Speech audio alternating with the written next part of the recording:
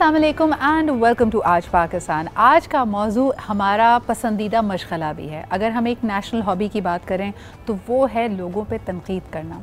ये हम समझते हैं कि हम ये पब्लिक सर्विस कर रहे हैं और तनकीद बराए इस्लाह कर रहे हैं, लेकिन अगर आप गौर से देखें तो ये हमारे अमल में, हमारी ज़िंदगियों में इस तरह सराहियत कर चुकी है कि हम छोटे बड़े का लिहाज नहीं करते। कोई बड़ा शख्स है जिसका सालों का तजुर्बा भी हो सकता है, वो सब्जेक्ट एक्सपर्ट भी हो, हम उससे तनकीद पे भी नहीं घबराते। और दूसरी तरफ बच्चे के साथ तो डे वन से वो कोई काम बेचारा सही नहीं कर पाता, और यही वजह है कि हम देखते हैं कि बेहतरीन अंदाज में तरबियत और परवरिश पाने वाले बच्चे, बेहतरीन स्कूल्स में जाने वाले बच्चे, जिनके घरों में दौलत की रेल पेल भी है, कंफर्टेबल एनवायरनमेंट भी है, उनमें भी कॉन्फिडेंस यानी ख़ुद एतमादी का फुकदान होता है। और इसकी सबसे बड़ी वजह यही है कि उनको हर बात में रोक टोक का सामना करना पड़ता है। वैसे तो कहा जाता है कि हर दफ़ा जब आप किसी पे तनकीद करें या किसी को ना बोलें तो इट मस्ट बी उसको, उसके इफ़ेक्ट को कैंसिल आउट करने के लिए कम से कम 3 पॉजिटिव्स होने चाहिए, यानी हर ना के लिए 3 हाँ या 3 इनकरेजमेंट्स होनी चाहिए। लेकिन हम सब मेरे ख्याल में सोच में पड़ जाएंगे अगर पूछा जाए कि आखिरी दफ़ा आपको कोई पॉजिटिव फीडबैक कब मिला था। लेकिन how is it affecting the young children, that is our question today. और आज हम इस मौजू को लेके चलेंगे।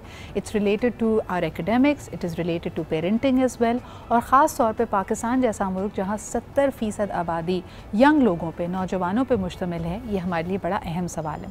तो आइए आज के पैनल से आपको इंट्रोड्यूस करती हूँ। First and foremost my very dear friend Batool Baqar is है, माहिर नफ्सियात हैं। बहुत शुक्रिया बतूल यहाँ मौजूद होने के लिए।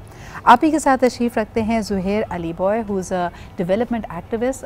बहुत सारी ऐसी सोशल डेवलपमेंट ऑर्गेनाइजेशंस जिसमें किरण फाउंडेशन शामिल है, इसके अलावा चार्टर ऑफ कंपैशन शामिल है, यंग लोगों के साथ काम करते हैं and would like to bring about a change through compassion. बहुत शुक्रिया हमारे साथ मौजूद होने के लिए। And last but definitely not the least, a very renowned educationist, और इनकी भी एक अपनी तंजीम है जिसके थ्रू हम देखते हैं कि तमाम ही एकेडमिया को एक पेज पे लाने की और दौर जदीद की जो एकेडमिक से, जो तालीम से एक्सपेक्टेशंस हैं, जो रिक्वायरमेंट्स हैं, उसको फुलफ़िल करने के लिए कोशिश हैं। हमारे साथ मौजूद हैं Nasir Zaidi. Thank you very much Nasir for being here. अच्छा जी, शुरुआत अगर करें बतूल से। बतूल मुझे बताएं, तनकीद बराए इस्लाह और तनकीद बराए तनकीद, ये मेरे ख़्याल में बच्चे के कॉन्टेक्स्ट में पेरेंट्स के लिए समझना बहुत मुश्किल है, क्योंकि उनको लगता है कि हर वो चीज़ जिस पर रोक टोक की जा रही है वो बच्चे की बेहतरी के लिए है। बिल्कुल, और बच्चे का जो दिमाग है वो इतना छोटा होता है कि वो इतना प्रोसेस नहीं कर सकता कि ये मेरी बेहतरी के लिए या नहीं है। उसको सिर्फ डर लगने लगता है और उसको लगता है इससे बेहतर है कि मैं कुछ करूँ ही नहीं। तो तनकीद बराए इस्लाह या तनकीद बराए तनकीद का कॉन्सेप्ट बच्चे के समझने हमारे लिए ये एक माउथफुल है, तो सोचे कि एक बच्चे का जहन इसको समझ भी कैसे पाएगा। लेकिन मुझे बताएं कि आम तौर पे जब बच्चा इमोशंस उसके हाइटेंड है, अगर वो गुस्से में है या ज़िद कर रहा है या आपसे ज़िद के वो नॉर्मल टेंट्रम वाला नहीं, एक बात को बार बार इंसिस्ट कर रहा है, उस वक्त मैंने देखा है, और मैं बात कर रही हूँ छोटी उम्र के बच्चे, अगर 5 साल से लेके 10 साल की उम्र के बीच के हैं, तो पेरेंट्स उनको लॉजिक देने की कोशिश कर रहे होते हैं। Will logic work on kids at that point? Logic doesn't work, reward works. उनको मोटिवेट करें अच्छे बिहेवियर के लिए, उनके साथ टीम बिल्डिंग करें। फॉर एग्जांपल कि अगर बच्चा किसी चीज़ में स्ट्रगल कर रहा है, आप उसे डिसिप्लिन करना चाहते हैं, so work with your child कि कहाँ पे इसकी नीड क्या है, क्या चीज़ है जिसमें इसको समझ नहीं आ रही, उसके साथ बैठ कर एज अ फ्रेंड।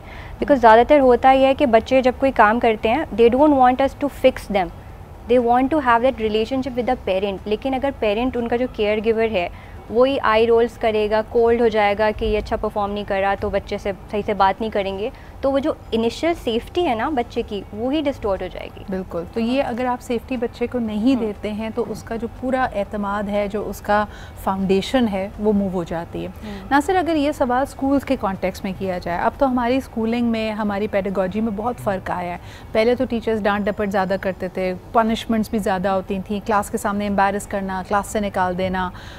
बच्चा इन चीज़ों से अपनी इस्लाह करता है एक यंग स्टूडेंट, या और ज़िद्दी हो जाता है?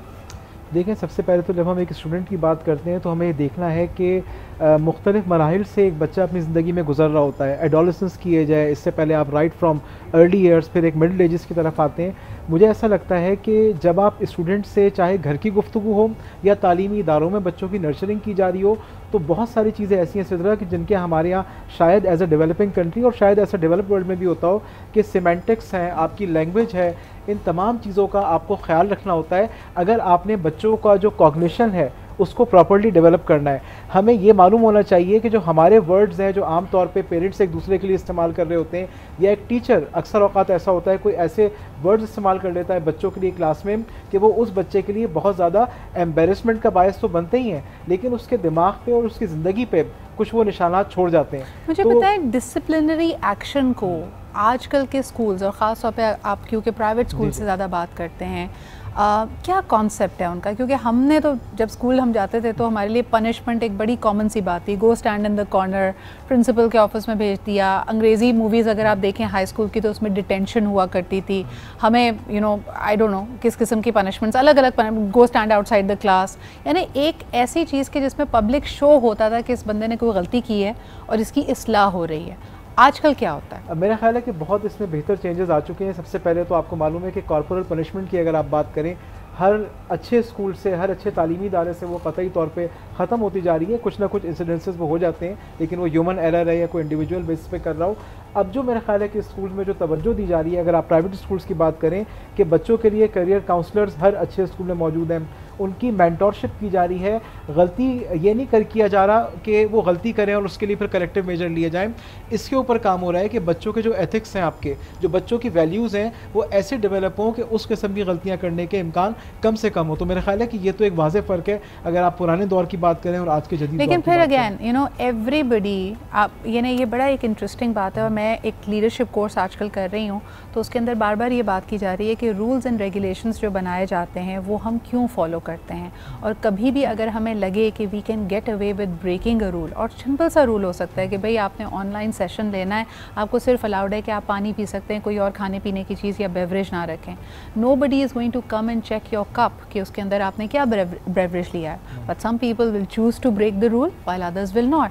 तो आप क्या कहोगे इस पर सोएब कि I mean when we talk about young children and even when we were students, छोटी मोटी मिसचिफ हर कोई करता है, बंकिंग करनी है, कहा था होमवर्क करना है, हम ला कहेंगे जी भूल गए थे, but we have done it knowingly. Of course सबसे पहले तो तनकीद या क्रिटिसिज्म की जहाँ हम बात करते हैं, we need to really understand what place does it come from. There are 3 major places जहाँ से क्रिटिसिज्म अराइज कर सकती है।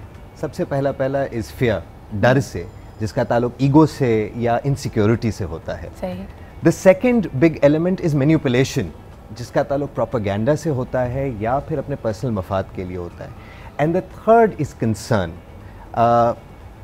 जिसको हम कंसर्न से कंस्ट्रक्टिव क्रिटिसिज्म भी कहते हैं, जिसको हम सैंडविच रूल भी कहते हैं, कि हम उनको पॉजिटिव बताते हैं, नेगेटिव बताते हैं, एंड देन पॉजिटिव बनाते हैं, to wrap it up and to tell what will be a complete package, किसी को भी फॉर दैट मैटर। सही।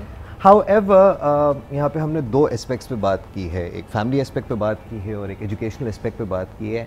Most teachers and most parents, of what my experience has been in the past 14 years of working with young people, working with a lot of schools, working with a lot of families for that matter, हम डर को और concern को बहुत confuse करते हैं। So usually and then that's where the first form of criticism comes in, घर से आती है सबसे पहले, जैसे आपने कहा ना, no, that's the first proper word that the child really hears. थोड़ा सा आगे जाएगा towards something. Also at times it is the first word that he speaks as well. Absolutely. क्योंकि वो इतना सुनता है। आप ये देखें कि एक बच्चा आमतौर पे जब बोलना नहीं भी सीखता तब भी वो सर हिलाना, उंगली उठा के ना कहना सीख चुका होता है। Absolutely. And the reason behind that is कि हम कभी उसको explore नहीं करने देते हैं। I think it would be irrelevant to talk about that, but I'll just highlight कि SRHR के हवाले से जो है हम कुछ workshops करते थे, तो उसमें भी एक specific angle के ऊपर जब हम बात करते हैं, the first word the child hears is no. And ये इतना no सुना जाता है कि या तो उसका self confidence dead out हो जाता है growing up, या फिर वो रिबेलियस हो जाता है। बिल्कुल सही। तो 2 ही चीज़ें हो सकती हैं ना, कि या तो वो आपके बताए हुए उसूलों पे चलना शुरू कर दे, आपने मोल्ड कर दिया उसको, या उसके अंदर एक बागी जन्म ले लेता है और वो कहता है no. But at the same time small deviances, so where how do you understand them? मिसाल के तौर पे मैं अभी कल परसों I was at McDonald's picking up my order and I notice कि there are students over there and they look like students from a good school, अच्छा स्कूल का यूनिफॉर्म पहना हुआ था, and they were having a good time. And the moment they were done with their meals, they did not bother picking up the trash behind them. तो ये बताना क्यों पड़ता है? अब उसमें इनकी इस्लाह की जाए तो they will be a pushback as well. But why do we not know this? Not many people realise कि तरबियत का एक बहुत हैवी ताल्लुक घर से है। 1 से 7 साल का बच्चा सबसे जल्दी चीज़ें पिक करता है, और children not only hear what you say, they also react to how you behave around them. हमारी कौम का एक कॉमन कल्चर है जिसके अंदर हमें सवाल पूछने की इजाज़त नहीं है। वालिदैन से सवाल पूछे तो वो बदतमीज़ी के ज़ुमरे में आ जाता है। टीचर से सवाल पूछें तो usually teachers as you start growing up वो कहता है आफ्टर द लेक्चर, और एजिटेट भी हो जाती है। एब्सोल्युटली। सो क्या होता है कि हम ज़्यादातर ऑब्जर्व करते हैं कि जो वो बोल रहा है और वो जो कर रहा है उसमें कितना फ़र्क है।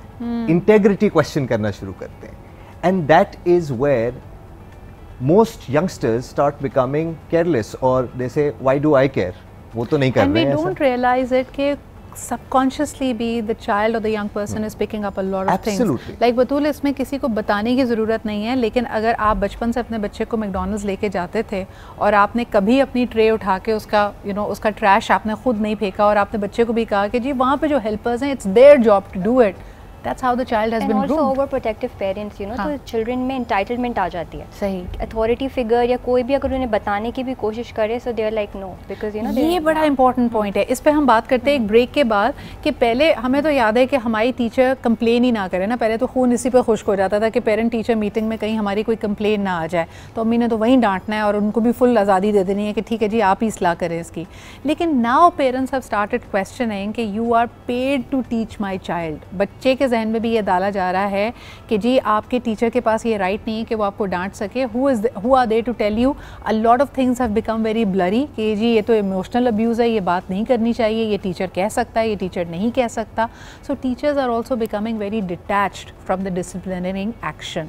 छोटा सा ब्रेक लेते वापस आएंगे, and we'll begin with Nasir about this. Let's take a break.